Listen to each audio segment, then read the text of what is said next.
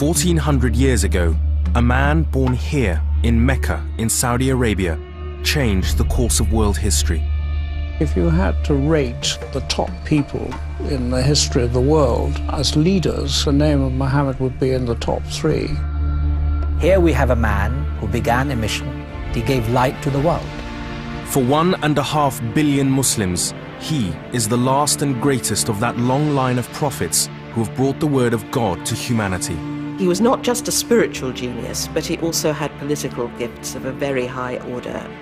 He laid the foundations for a religion, Islam, that after his death developed a culture and civilization that spread around the world and inspired some of the most beautiful architecture.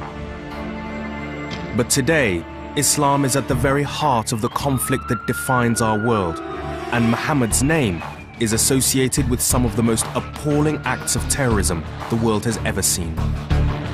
Osama bin Laden and others who have committed acts of jihad terrorism consistently invoke the Quran and Muhammad's example to justify what they're doing. Obedience to the one true God, Allah, and following the footsteps of the final prophet and messenger, Muhammad. Outside of the Islamic world, almost nothing is known about Muhammad, whereas for Muslims, he is the ultimate role model and his life is known in every detail. So who was he? What was his message? Why are so many people, Muslims and non-Muslims, divided over his legacy? In this groundbreaking series, I will explore the many complexities of his life story, about the revelations he is said to have received from God, about his many wives, about his relations with the Jews of Arabia, about his use of war and peace, and about the laws that he enacted when he set up his own state. I want to examine his life and times and understand how they still affect today's world, and whether they are a force for good or evil. I want to uncover the real Muhammad, the Prophet of Islam. Peace be upon him.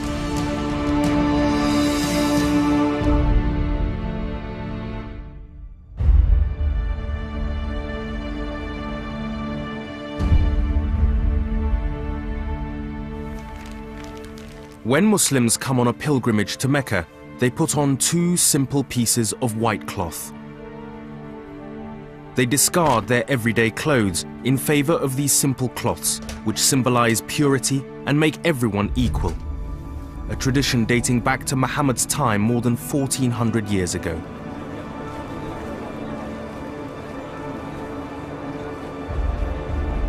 Just after I was born, the very first words whispered into my ear were those of the Shahada, the simple statement of faith. There is no God but Allah, Muhammad is God's messenger. Words that link me to this holy place and to the founder of Islam. Like most Muslims, the first human name I heard was not that of my mother or father, but of Muhammad. I first came to Mecca over 30 years ago as a child of just 5 years with my family on Hajj, the Muslim pilgrimage. As pilgrims, we came to the Grand Mosque, to the Kaaba, the most familiar symbol of Islam. It is the place to which Muslims face every day, wherever they may be, in prayer.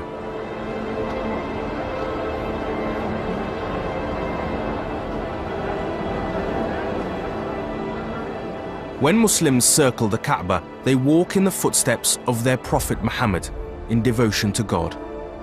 People come from the 4 corners of the world, but what unites everyone here is a desire to emulate the life of the Prophet Muhammad. A man as important to Muslims as Jesus is to Christians. A man who defines who they are.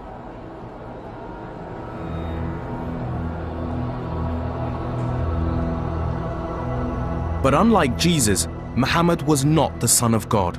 For him, there was no miraculous birth, no healing miracles, and no resurrection after death. He was just a man.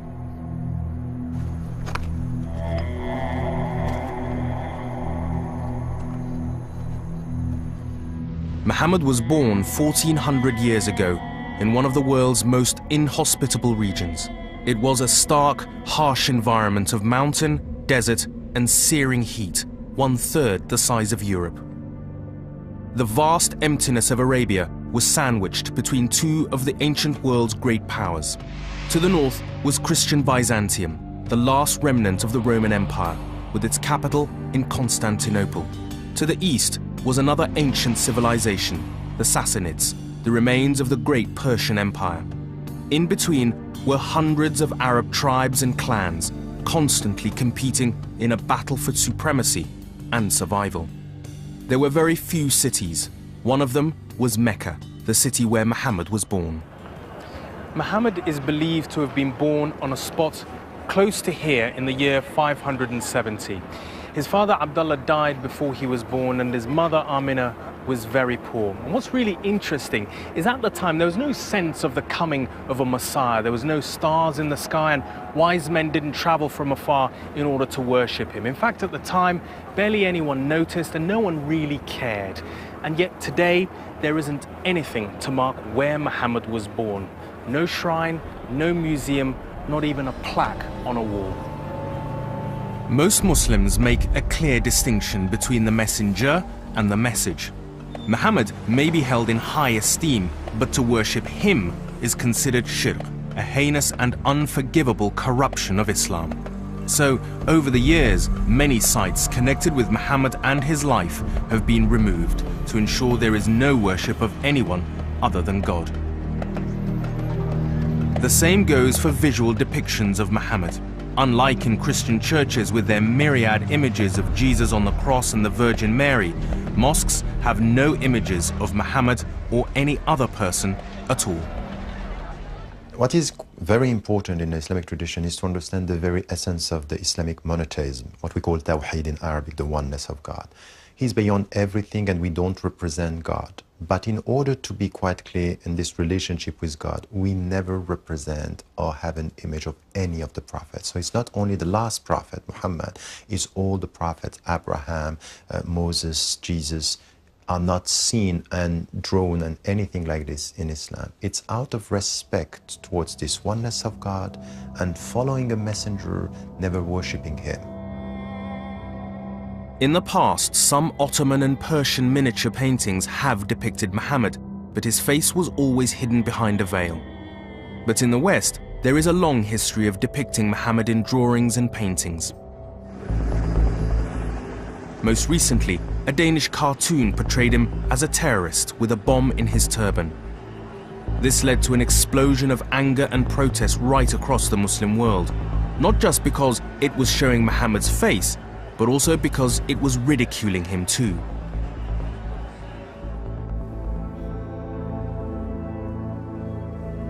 Despite the lack of visual imagery, the written sources for Muhammad's life are extensive. The first is the Quran itself, Islam's holy book. But there is also a rich library of stories and sayings connected to Muhammad, preserved and written down after his death, and known as the Hadith. Muslim scholars had to sift through thousands of sayings and stories about Muhammad to check their validity. Muslim scholars themselves were terribly worried to try and verify whether the hadith they were collecting were true, whether they were false, whether they were fabricated. The problem that scholars have with it is, one, it's only set down in writing at a much later time. The actual earliest physical texts that we can hold are actually only from the 820s, and Muhammad dies in 632, so that's a long period. Obviously, yes, of course, they've been transmitted over time, but with transmission orally over time, problems can come in. The Arabs relied on their memory throughout history.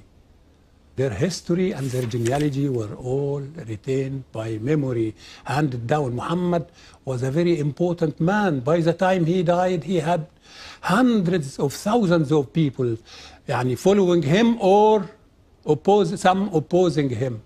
And they all said and preserved all this. And that is a source which cannot be ignored simply because some people say, no, this is just an invention, or that it was written later. It wasn't. While the veracity of the hadiths is still debated and argued over, there are remarkably accounts of Muhammad's existence from non-Muslim sources. non-Muslim evidence for Muhammad. It's not copious, it exists. The name Muhammad is attested in Greek, Syriac and Armenian writings from, say, the first 30 years after the death of Muhammad, which 30 years after Muhammad's death is, I suppose, pretty good. The Armenian historian Sibius wrote about Muhammad just 24 years after his death. The particular interest here is that for the first time in Armenian, someone talks about Muhammad and mentions him by name and says a little bit about what he did. Sebeos himself was talking about the events around the year 630, which was before Muhammad had actually died. Sibius gives a surprisingly accurate account of Muhammad's background and teachings. Translating from the Armenian. At that time, a certain man whose name was Mahmet, which is the usual name for Muhammad in Armenian, a merchant, as if by the command of God, appeared to them as a preacher. Now, Muhammad gave them laws, namely, not to eat carrion, not to drink wine, not to speak falsehood, and not to engage in fornication. Sibius and other non-Muslim historians write about the existence of Muhammad in roughly the same time frame as Muslim accounts. Together with the Hadiths and the Quran, we have a large body of detailed facts about the life of Muhammad.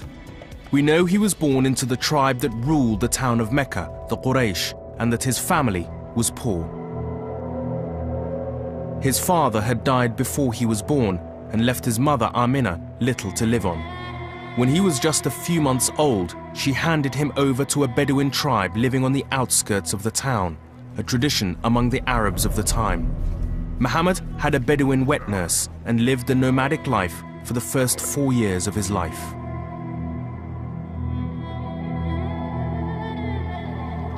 Arabia at the time of Muhammad's birth was a cruel place to live. There was no law, no state, and very little peace. Tribal loyalty and customs were the only sources of protection. Justice was harsh, arbitrary, and it was swift, and the punishments were brutal. A man, for example, caught stealing a loaf of bread would be killed. And it meant that the daily struggle for survival left very little room for compassion. For most people, there was very little chance of a better existence. Muslims have a special word to describe this era, the Jahiliyyah, or the age of ignorance.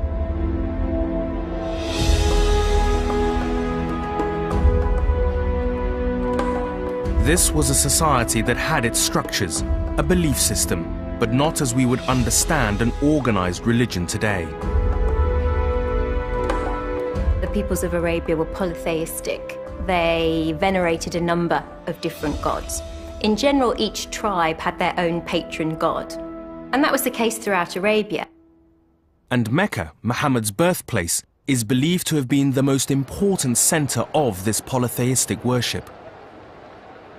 There was a long-established Arabian paganism, as we'd call it today, that took virtually the same form in most of the cities and settled regions. There would be a sort of square shrine in the middle, circumambulation around it, and various gods. There was Allah, the high god, and there were goddesses. But most of the Arabs were not particularly religious in that sense. This was something more for the settled areas, the towns, the agricultural settlements.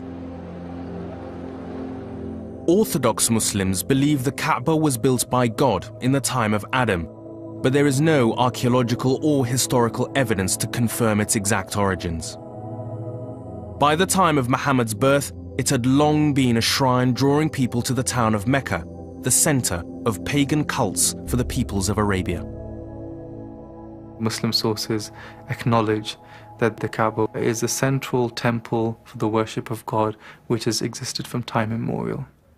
So there's a sense in which the first founder of this particular sanctuary for God was Adam. And then the various prophets after kept it up, and then it was eroded away as people moved away from the worship of the one God. And then it was rebuilt by Abraham and his son Ishmael. And then again, people forgot what its reason was. There are no non-Muslim sources which connect Abraham to Mecca, but by Muhammad's birth, the Kaaba contained the idols of over 360 different gods, each one venerated in its own right. There was a special time of truce declared every year when all the hostile tribes could come to Mecca to circle the Kaaba and worship their gods without fear of conflict. This regular pilgrimage brought many people to Mecca, and that meant trade and wealth. The tribe Muhammad was born into, the Quraysh, controlled the running of the Kaaba and so were rich and powerful, although Muhammad's immediate family were not part of the ruling elite. At the age of 5, Muhammad returned to his mother Amina and lived in Mecca, but she was in poor health. She decided to visit some of her family in Yathrib, a town about 300 kilometers north of Mecca. But as the camel caravan made its way through the desert, Amina's illness got worse. The caravan stopped here in the small oasis of Abwa in order to drop off Muhammad and his mother in the hope that she would recover her strength. But it was not to be. After just a few days, Amina died. With both his parents now dead, Muhammad was all alone in the world, an orphan at the tender age of 6. These searing events would have a profound impact on his outlook and his personality. And Muhammad's virtually alone at this resting place, watching his mother die. And it's only when the next caravan comes on this well-established journey that he gets reintegrated into society. It must have been terrifying and deeply poignant and disturbing. The young Muhammad was to learn even more about loss and sorrow. He was taken in by his paternal grandfather, who died just 2 years later, before coming under the protection of his uncle, Abu Talib, a powerful figure among the Meccan elite. Abu Talib was a trader taking caravans to Syria, part of a business which from ancient times connected Arabia to the popular centers and civilizations of the Middle East and beyond. Mecca was a link in that chain. I imagine trading caravans, picking up the spices from the Yemen or silver or the leather, bringing them to Mecca, and a quite separate group of traders picking them up and taking them to Syria, to Gaza, to Egypt, to Palestine. And all around the Holy Sanctuary, you'd have had the bustle of trading and of camels being gathered. For Muslims, Mecca is seen as a major trading center at the time and a fitting place for the birth of their prophet. But some historians dispute its historical importance. The Muslim tradition gives us a portrait of Mecca as this great trading city, this great pagan cult center. And the problem is that the archaeology and the records of the time do not back this up. Mecca, if it existed, was way off any trading routes, and we have no mention of it at all before the Islamic era. This is easily explained by the fact that Mecca was in the middle of the desert, and we know that these foreigners, historians, would not cross such a hostile terrain as the Arabian deserts to get to Mecca. They kept to the sea or to the coast. And if they haven't talked about it, this is understandable. I mean, people here didn't talk about Timbuktu in the 18th centuries or before. It didn't mean they didn't exist. The charge by some historians is that after Muhammad's death, Muslim historians deliberately exaggerated the importance of Mecca.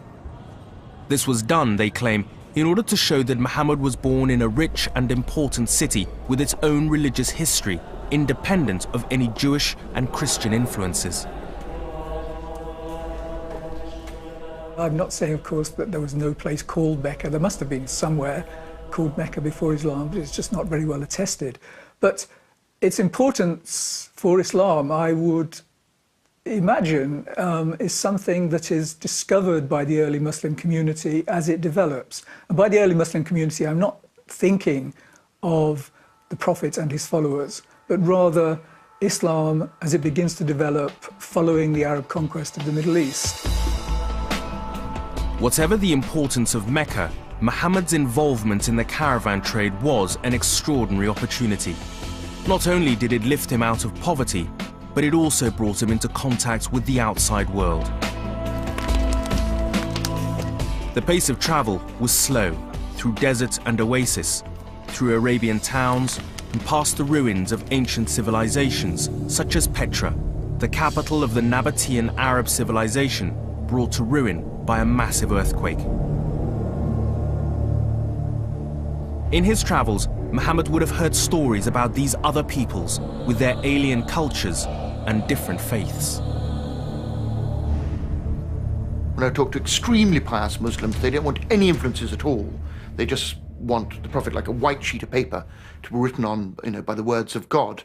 One can still allow that image, but absolutely, for me, the caravans are vital. I mean, the experience of knowing the tribes, of dealing in marketplaces, seeing what people wanted from the world, seeing the difficulties of the world, experiencing the ruins of great Arabic civilizations, passing by the ruins of Petra, looking at the glories of Damascus. I mean, that experience of the world, he knew about the realities of what the Arab world was about.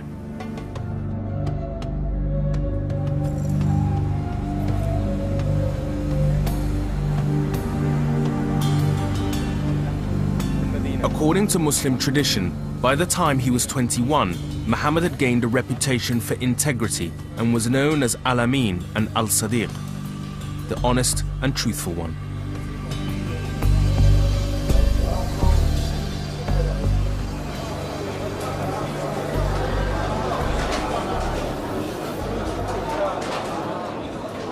So what did Muhammad, a man entering his prime, actually look like? Although Muslim tradition prohibits any portraits of him, we do have a detailed written account from one of the earliest biographies that describes him as a little above average height. He had a sturdy build with long, muscular limbs and tapering fingers. His hair was long, thick and wavy. His eyes were large and black with a touch of brown. His beard was thick. He was of fair complexion and now ready to get married. Muhammad's first attempt to find a wife ended in humiliating failure. When he asked his uncle for the hand of his daughter, he was refused because of his lowly status as an orphan. But then his luck changed dramatically. He was asked by a rich older woman called Khadija to do some business for her in Syria. When Muhammad fulfilled his promise and brought her a good profit, she did a very unusual thing. She asked him to marry her. His marriage to Sitna Khadija was most unusual. She was most unusual to start off with, being, a little bit older than him and also being so successful in her own right as a businesswoman. But I think it could actually be quite unusual even by today's times. I mean, many men, Western men, Muslim, non-Muslim, are intimidated by successful women. So I think it shows great strength of character, confidence and respect for women in the Prophet himself, that he entered into this marriage back then, and that anyone who would do so now would have to have those qualities as well. Even in today's Islamic world, it would be unusual for an older woman to marry a younger man. But in Muhammad's day, it was almost unheard of.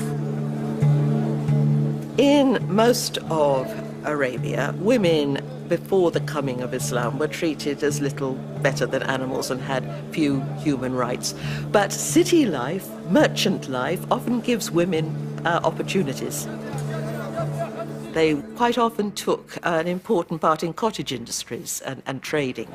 And Khadija seems to have been one of these women. She was widowed, and her husband had probably left her a sort of a business, and it was a good business, a powerful business, and she was able to manage it. Muhammad's marriage to Khadija lasted 24 years. Despite polygamy being the norm, while Khadija was still alive, Muhammad never took another wife. And by all accounts, Muhammad never stopped Khadija from carrying on her business. an independent status most Muslim societies still struggle to offer to women today. An older woman marrying a younger man is still stigmatized. The idea of women in business, in politics, is also difficult in Muslim societies. In the case of Khadija, she is proof that women are an equal partner in creating a Muslim society.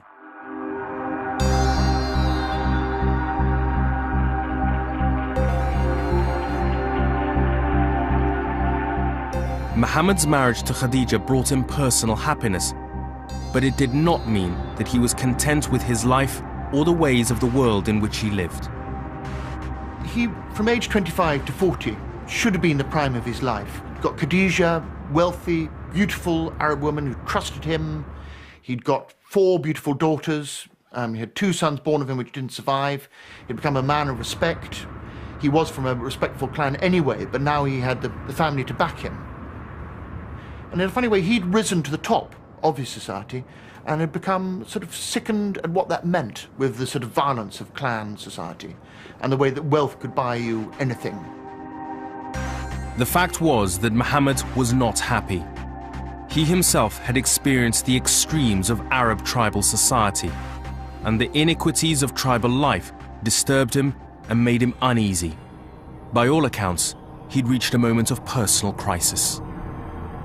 He was really upset by the bad treatment of the poor and the weak and the downtrodden people in society. There's definitely this great ontological anxiety he had about, the big questions. Why are we here? What's the purpose of life? How do we make sense of the world around us? I believe he was looking for a connection, just like Abraham was looking when he was young. Just like Moses was looking when he was wandering the valleys. Just like all the other prophets of the Old and the New Testament were looking. Probably at the heart of it also is the most rooted issue for many who begin to question their society and even question, if you will, the morality of the society and the religious values they were raised with, which get down to the nature of God. According to Muslim tradition, at this time Muhammad had begun to make regular spiritual retreats. Throughout the year, he would take Khadija and his family up into the mountains above Mecca to seek peace and quiet and pray. What was Muhammad after? What was he seeking and what was he doing? He was certainly troubled, and he was seeking some kind of spiritual truth. Muhammad's spiritual retreats were becoming more intense and ever more frequent, and they were devoted to really intense personal reflection and meditation. And he chose this spot, Jabal Nur, which is a hill far up and a really challenging climb up from the city down below. And he would climb all the way to the very top, to a cave known as Ghahira. And it was there that he would spend hours, in fact, whole days and nights, in ever more intense and fervent meditation. Until one day, in the year 610, something happened that would transform not just his life, but the entire history of the world.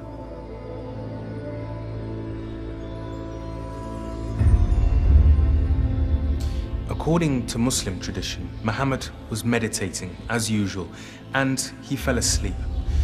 But then suddenly, he awoke in abject terror.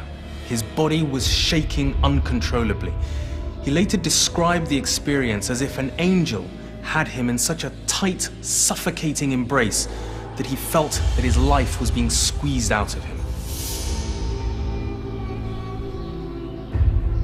As he lay there, completely shattered, Muhammad heard one voice, and it commanded him with one word: Iqra, read. But Muhammad replied, I can't. I'm not one of those who read. The voice returned for a second time. Read. Muhammad replied, I'm not one of those who read. Then the voice returned for a third time. Read. And on this third command, Muhammad replied, what shall I read? اقرأ باسم ربك الذي خلق خلق الإنسان من علق اقرأ وربك الأكرم الذي علم بالقلم علم الإنسان ما لم يعلم. He was able to hear the divine message. And it's quite clear that revelation, some of the prophets of Israel had this experience too, is devastating. Not a nice peaceful experience, but something that racks them in every limb. Prophet Jeremiah cried aloud, "Ah, God, God, you know, I can't speak, I'm a child. Your revelation hurts me in every limb." Isaiah, when he saw his vision of God in the temple, said, "I'm dead. I've looked on the Lord of hosts." This is a lethal power, because the impact of what's coming through is shattering. Your world goes. The world as it was before goes. You have an essence of the divine power which you have to articulate. That's the role of prophets, into the language of your time, into the metaphors of your time, so that people around you can understand this completely unworldly experience you have. And for me, the prophet has got that sort of terrifying, brief access to divine power. And he's using that consciousness that sort of flooded into his body and creating the words. This is the defining moment in Muhammad's life, and today for the 1.5 billion people all around the world who follow him, completely accepting his revelation defines what it means to be a Muslim. And yet, at the time of the first revelation at the cave of Hira, Muhammad's reaction was very different. Muhammad ran to his beloved wife. "Khadija, oh Khadija," he said, "cover me, cover me. What has happened to me? I fear for myself." Khadija took her cloak and covered his exhausted body.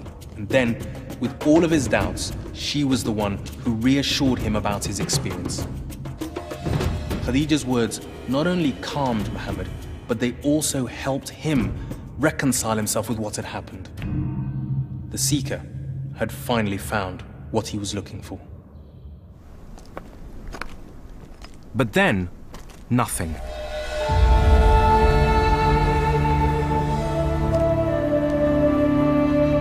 Muhammad's first blinding revelation was followed by a long silence that threw him into complete crisis. Had he been deluded after all? Was the revelation just meaningless hysteria? Had Muhammad the Seeker been abandoned by God? He was absolutely in despair. I mean, one of the sources says he was so despairing, he almost flung himself off the top of the mountain. Days of silence became weeks, then months. All the while, Muhammad lived in turmoil, doubting what he had experienced, doubting himself. Then one morning, after several months, the long silence ended and the revelations began again.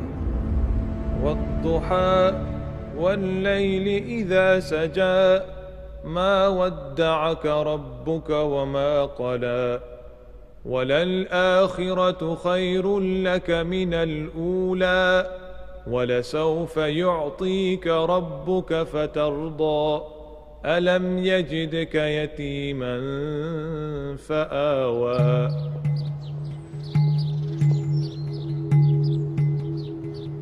Muhammad now began to understand that he had a special responsibility. He had a message. Like the other prophets before him, he believed God had given him a vision. His duty was to share this message, to pass it on to the people around him, to help them change their lives for the better.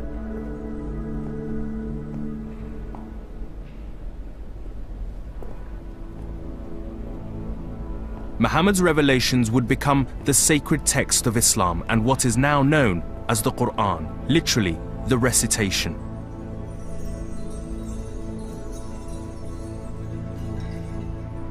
The orthodox Muslim position is that it is God himself who is the author of the Quran, and Muhammad was just the person to whom it was first revealed. The Quran is considered by most Muslims to be God's miracle. Throughout Muhammad's life, he steadfastly denied he had any miraculous powers. He insisted no extraordinary signs and wonders were associated with him, except for the words. He was just a man. The Quran, the message, was the only miracle that mattered. The spiritual power of the message is in the words themselves. اهدنا الصراط المستقيم صراط الذين أنعمت عليهم غير المغضوب عليهم ولا الضالين.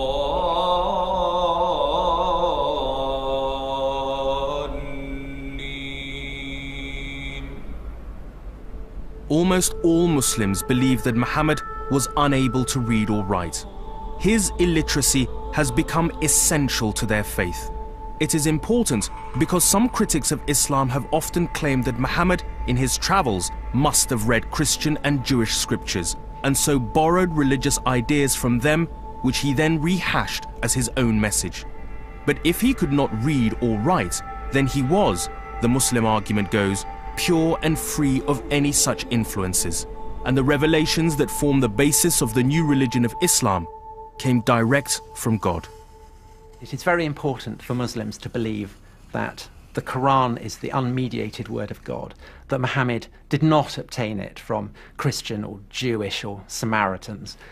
That is why, despite the Quran actually saying the opposite, tradition says that he was illiterate. That is also why he is put in the middle of a desert, because in the middle of a desert he is hundreds and hundreds of miles away from the melting pot of the Near East, the place where all these extraordinary religious traditions are bubbling and welling up. To present the argument that the Quran is influenced by Judaism and Christianity is quite absurd. I mean, clearly Islam sees itself as a continuation of the monotheistic tradition. We are a continuation of Judaism and Christianity, so of course we are influenced by these religions. The Quran clearly says that the Prophet Muhammad could not write with his right hand. It's very clearly mentioned in the Quran. And although the term ummi doesn't mean illiterate, it means not versed, it means not learned, it means a person who has not studied and learnt scripture. But it has the implication of also being someone who is illiterate. But the point also is that when the angel Gabriel comes to the Prophet Muhammad in the cave and tells him read, the Prophet says, I can't read. The Quran is as sacred to Muslims as the person of Jesus is to Christians. Whereas for Christians, Jesus is the word of God, the Logos, and for him to remain divine and pure, his conception has to be unsullied by man. For Muslims, it is the Quran that is the word of God, and so for it to remain divine, it has to be untarnished by any human interference too.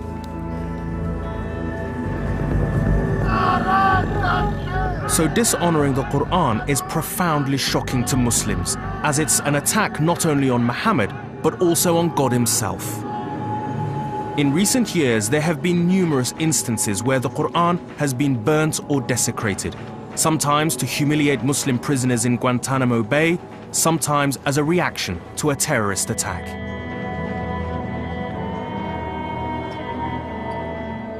Initially, Muhammad took his message to those closest to him.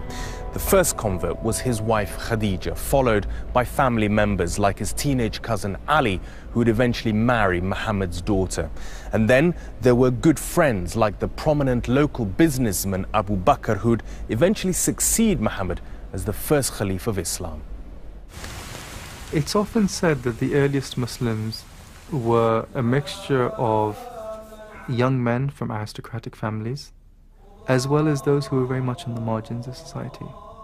So there's the idea that Islam was a revolutionary message. Revolutionary in the sense that it actually wanted to overturn the social order, the cosmic order of society at the time. The process of conversion was as straightforward as it is today. All it requires is the simple statement of faith in front of two witnesses. The key requirement is that conversion must be the exercise of free and informed personal choice. In fact, one of the most important people in Muhammad's life, Abu Talib, who was his uncle and the head of his clan, who protected him throughout all his troubles in Mecca, never converted, despite Muhammad's best efforts to persuade him. And there was nothing he could do about it.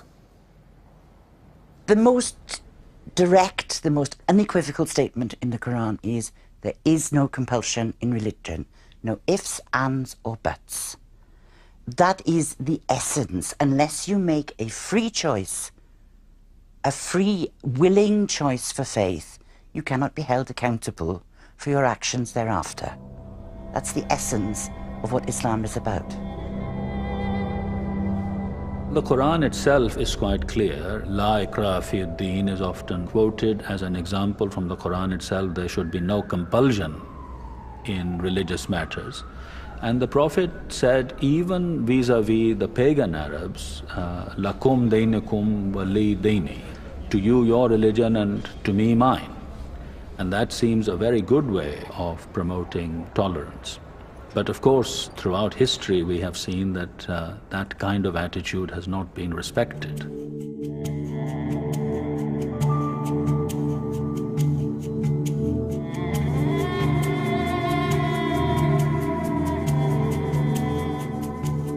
The divine revelation that Muhammad was preaching would later become known as Islam, which literally means surrender. So a believer, a Muslim, is one who surrenders to God.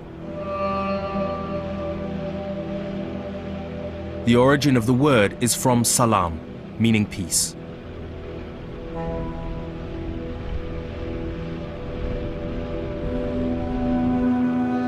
At first, when Muhammad began his mission to the people of Mecca, he kept referring back to the Abrahamic message of the Christian and Jewish prophets, that he was only preaching what they had preached, the message of the one true God. And he repeatedly warns against oppression and the injustices of Meccan society. He becomes and is, in many ways, the heart of what a prophet is. A prophet is one who, yes, brings and declares God's message, but a prophet at heart is a warner, because he's a reformer. The reformer is warning the society and saying, this is a society that has departed from the straight path. Muhammad's message was not always welcome. The rulers of Mecca, the Quraysh, disliked what he preached about equality for all. The more he preached, the more incensed the Quraysh became. So they tried to make him change his mind by offering him money, power, anything that he wanted. To all their proposals, Muhammad gave the same answer. I haven't come here to accumulate wealth or to be your leader or to be your king. I've only come here for one purpose, and that is to be the messenger of God and to convey His word.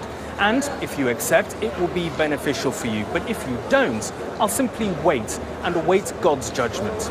Now, clearly, for the Meccan authorities, gentle persuasion was not going to work. They were going to have to try something else, something a little bit more aggressive.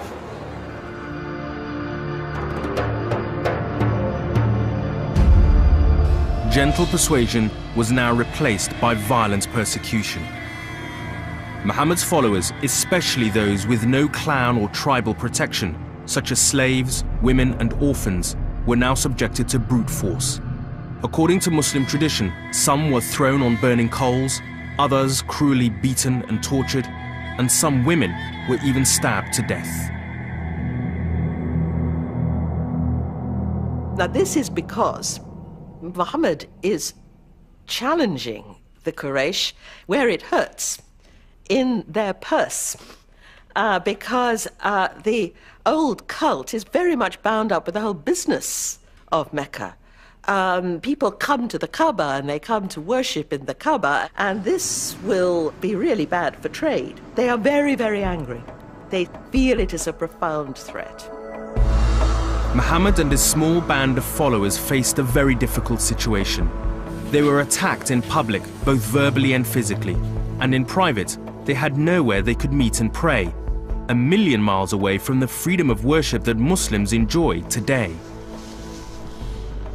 This 5-story mosque and Islamic centre is being built here in northwest London, and similar things are being done almost everywhere where Muslims live in the West. And although we take this kind of opportunity for granted today, the Prophet faced a completely different experience when he first tried to gather his own Muslim community amongst his own people in Mecca. What's amazing standing here with you now is that the building of this community centre is so different from the experiences that the Prophet had establishing his own first community, where he didn't have any of the opportunity or freedom. Well, yes. I mean, those were a very difficult time. Obviously, Islam started. Prophet Muhammad ﷺ had to work very hard and not allowed to pray, not allowed to do anything what he had to do. And even if they're going for praying, they have to endure a lot of problems, humiliations there, etc. But nowadays, things are different, mashallah. Instead of trying to resist the Quraysh's persecution with force, the Prophet looked for another way to safeguard his followers. In many ways, a far more radical step. He got them to leave Mecca, to abandon their homes and seek refuge on the other side of the Red Sea, in the African kingdom of Aksum, ruled by King Negus, a Christian.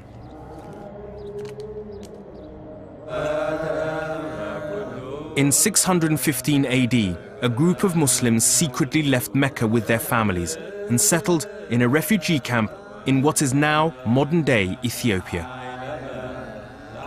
The Quraysh were incensed by this exodus. They immediately sent a delegation to Negus, the king of Abyssinia, in order to persuade him to send the exiles back home. Negus the king summoned the leader of the Muslims in order to explain, and after telling the king that Muhammad was in fact the prophet of the one true God, he famously began to recite a verse from the Quran. The verses he read described the virgin birth of Jesus and described him to be a prophet of God. The words worked their miracle, and Negus the king of Abyssinia was moved to tears and allowed the Muslims to stay. Back in Mecca, the Quraysh began to turn the heat up on Muhammad and his remaining followers. They instituted a citywide ban which basically prevented anyone from having anything to do with Muhammad and his entire clan. They weren't allowed to intermarry, they weren't allowed to trade, they weren't even allowed to buy food from the local markets. In Mecca, Muhammad and his followers were now public enemy number one. There was now immense pressure on Muhammad and his remaining followers to compromise their message of believing in one God only, and to give in to the Quraysh, or to at least accept some of the other gods worshipped by them. It was at this moment that an event is supposed to have taken place that would lead to a fundamental clash of values, an event that still defines Islam's relationship with the rest of the world.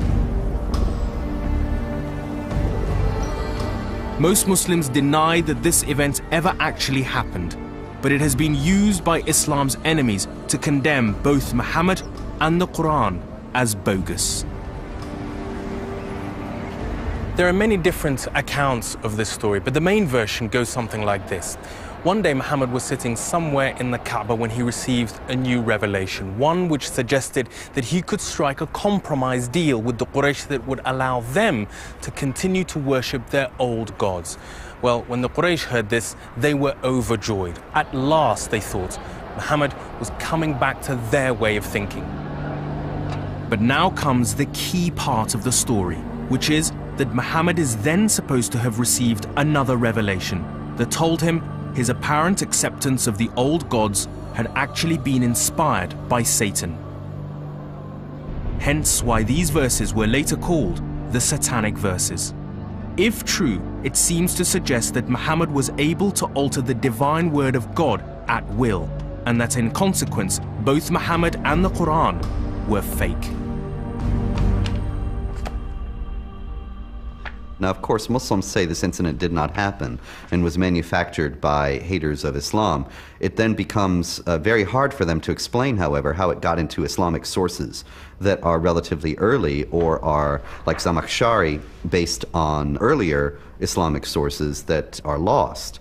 One wonders how it is that somebody like that, who was a pious Muslim, would have or could have picked up such a thing if it had originated from the enemies of Islam. There are three different and conflicting versions of this story in the Muslim histories of Muhammad's life compiled after his death. There is no direct reference to it in the Quran, and neither is it mentioned in the earliest and most reliable account of his life by Ibn Ishaq. Neither is there any mention of it in the great hadiths of the 9th century. Muslims do not generally reject traditions because they're critical of Muhammad, but because they cannot be properly verified. In 1989, a storm of violent protest erupted across the Islamic world when a novel written by Salman Rushdie was published in the UK.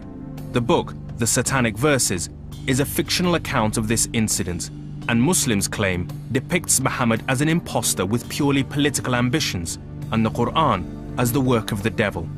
All over the world, Muslim public opinion was outraged. Well, the event of 14th of January 1989 is the day when I can very clearly remember there were over 1,000 people to a minimum. And just to show that we do disapprove this material, we will publicly burn this book. And that's what we did at that day. The burning of the book was just the start.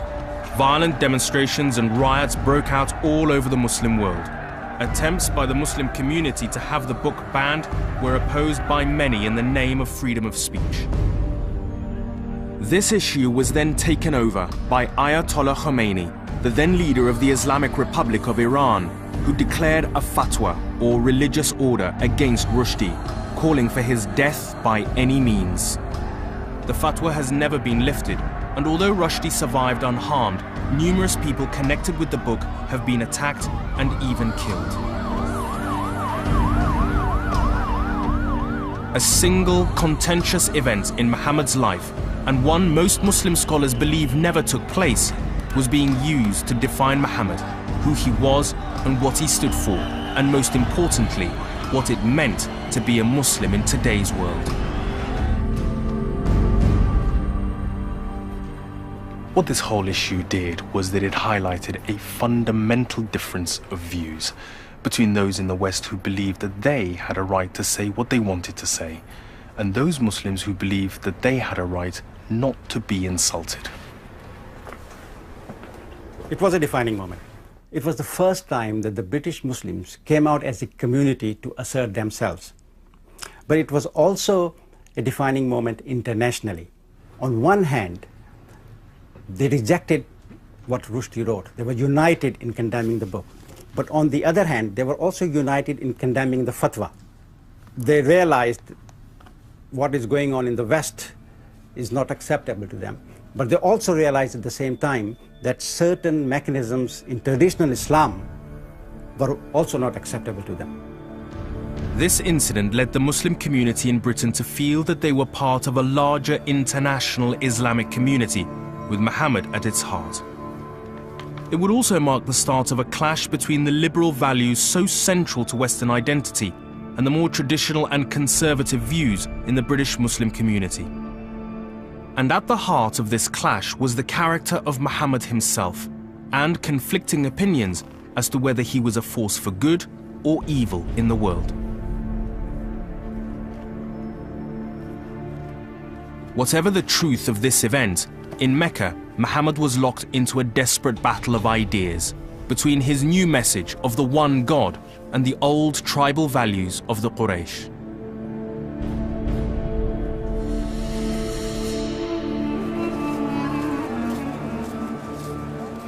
The Quraysh had by now imposed even tougher sanctions on Muhammad and his followers.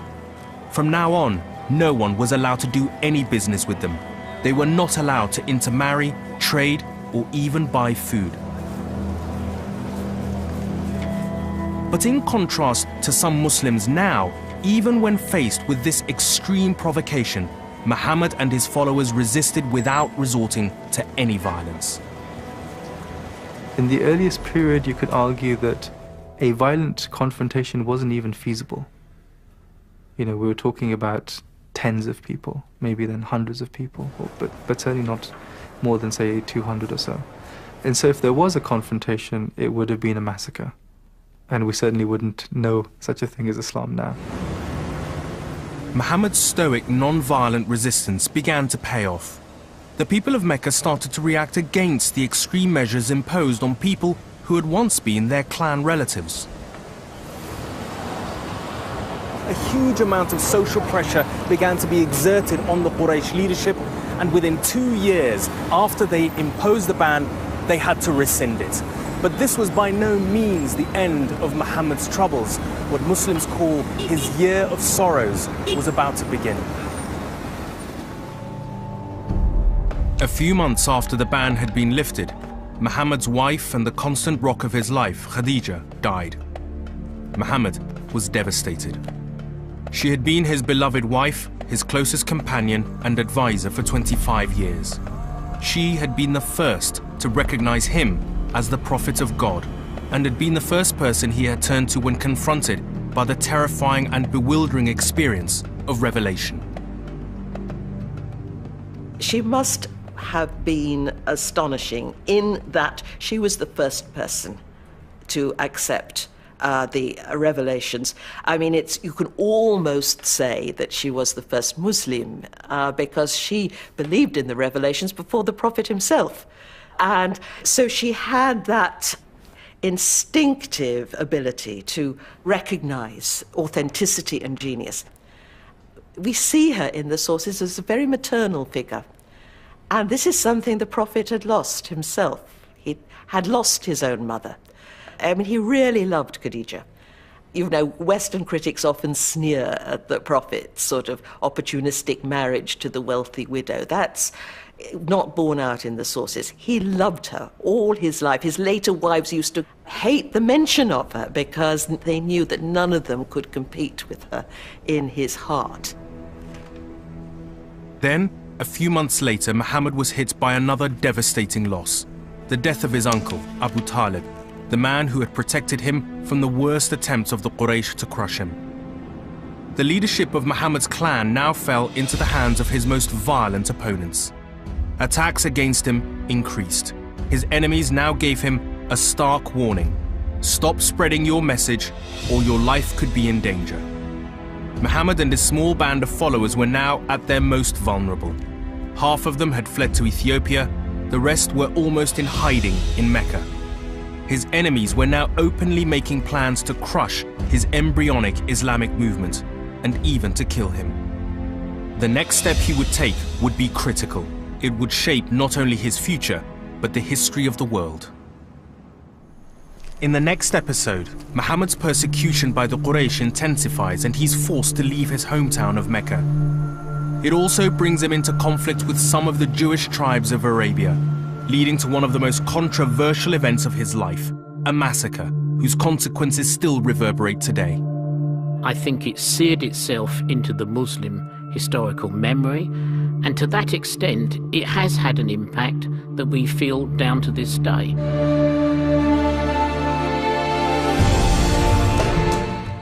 Stay with us here on BBC HD to meet Jazz next in Small Team, Bigger World.